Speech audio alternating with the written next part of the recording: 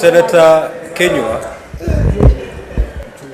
I overrule that it doesn't warrant being called a point of order.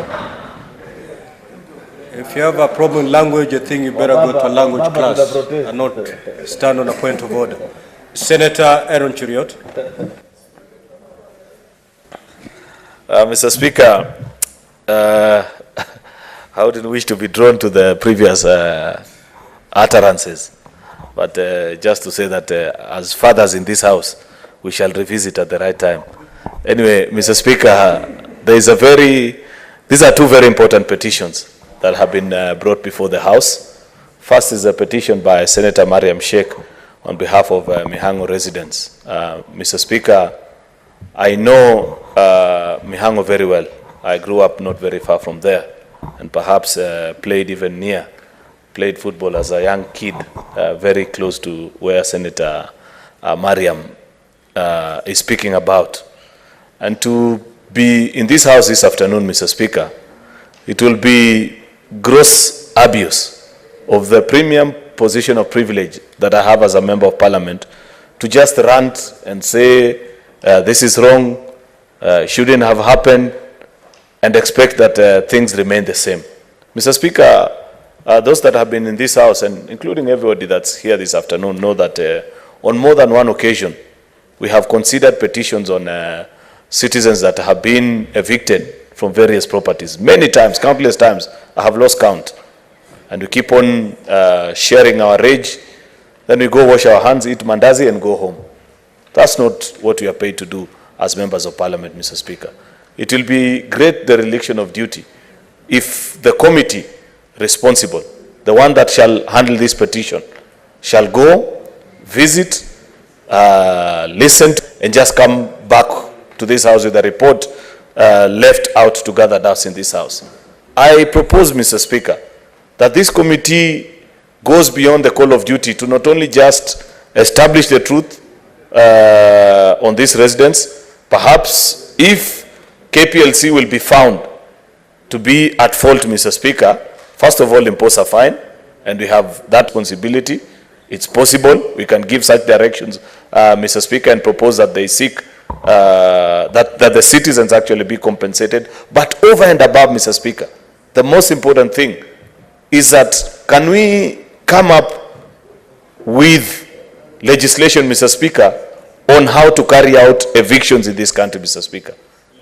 We should go beyond just the collective rage as a house every other afternoon saying this was not done in a proper way. I believe that we can come up with a legislation that says even where there arises a dispute in a land between two parties, that this is a procedure that the police are supposed to follow. So that every other time we don't hear these stories that we keep on hearing that in the dead of the night people showed up in trucks, blah, blah, blah, and the kind of things that we hear each and every other afternoon, Mr. Speaker. We need to bury that practice this session of Parliament, Mr. Speaker. Therefore, the committee that will be tasked with handling this petition, Mr. Speaker, will do us great justice, and they'll cover us with dignity as a House, Mr. Speaker, if they come back to us with a legislative proposal on evictions of members of the public on any disputed property, Mr. Speaker, so that we put it to an end. This does not require much thought to it, but lay out a procedure. I don't know which statute, although they are likely to amend public order or whatever, Mr. Speaker, but at least guide the country.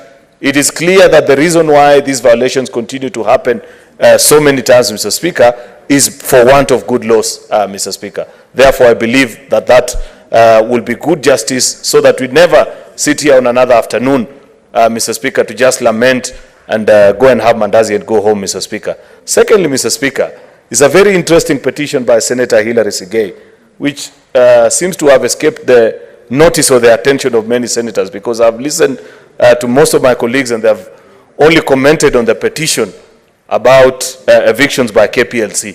This is an interesting one, Mr. Speaker.